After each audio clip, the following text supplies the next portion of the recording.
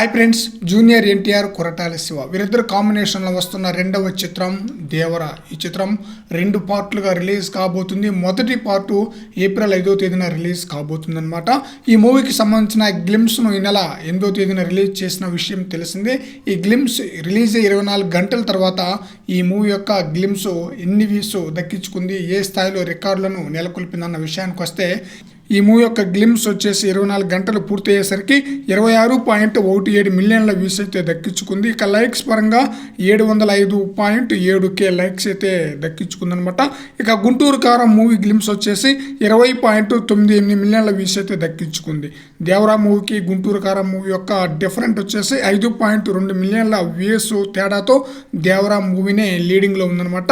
దీన్ని బట్టి దేవరా మూవీ టాలీవుడ్లో నెంబర్ 1 స్థానంలో ఉంది గ్లిమ్స్ పరంగా. ఇక పాన్ ఇండియా మూవీ పరంగా చూస్తే పుష్ప 2 గ్లిమ్స్ వచ్చేసి 27.67 మిలియన్ల వ్యూస్ తో మొదటి స్థానంలో ఉంది.